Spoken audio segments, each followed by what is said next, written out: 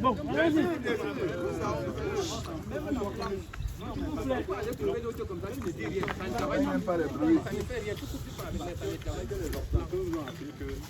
Ce n'est que la matière. Oui. Tout le monde est supérieur à ça.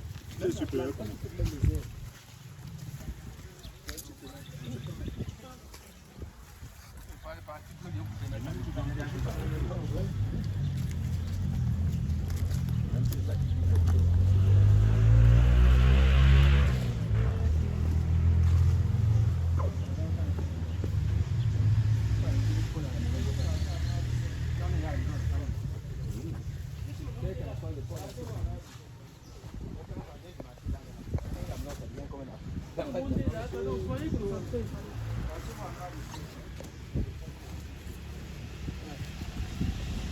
Alors, est-ce que tout le monde est là? Alors, nous allons mener une récolte. Et il est très important d'avoir un certain comportement face à un rucher, face au rucher, parce que l'agressivité de vos abeilles est aussi en fonction de vos agitations et de votre façon de les aborder. Je ne sais pas si on se comprend. Quand vous arrivez dans un rucher, si vous aviez 10 ruches à récolter, il faut donner la fumée à toutes ces 10 ruches. 2 coups suffisent à toutes les ruches colonisées dans le rucher. Donc, vous devrez passer l'information à toutes les ruches qui sont dans le rucher. C'est très important. Ces abeilles sont en train de percevoir l'information qu'il y a un début d'incendie. Elles vont réagir en fonction de cela. Donc tout de suite, vous allez voir comment on procède à une récolte, quel est le rôle de la fumée. Il est question ici de vous expliquer clairement quel est l'impact de la fumée, pourquoi on utilise de la fumée pour récolter du miel. Donc, Hamza va certainement vous expliquer cela.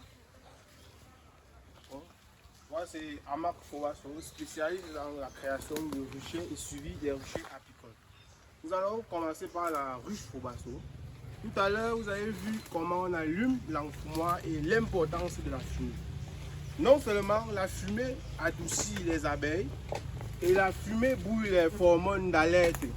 Donc on donne la fumée aux abeilles, ça les passe l'information que la ruche est en train de se brûler.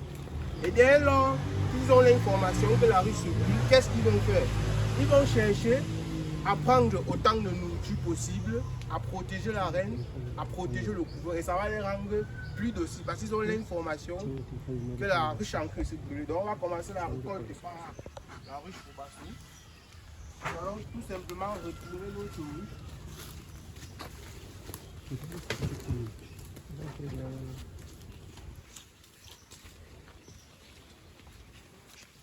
Voilà. Voilà l'entrée. Maintenant, concernant la ruche Fowasso, on ouvre l'entrée avec la machette.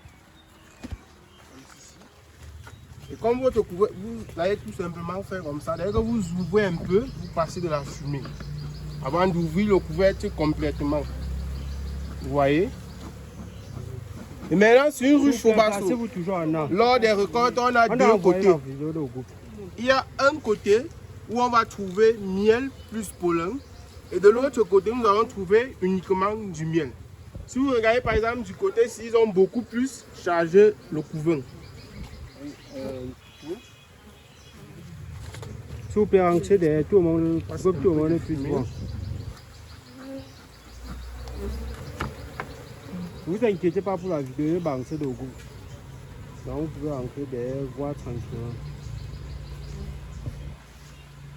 Ah, le couvain, c'est ça qu'on appelle le couvain. Vous pouvez passer. Vous voyez le travail que ces abeilles ont abattu en moins de 2 mois. Parce que la fois passée, on a récolté ces ruches. Ça, c'est tout le travail qu'ils ont abattu en moins de 2 mois. Et souvent, lors des récoltes, c'est interdit de couper le couvain. Parce que le couvain représente la génération future.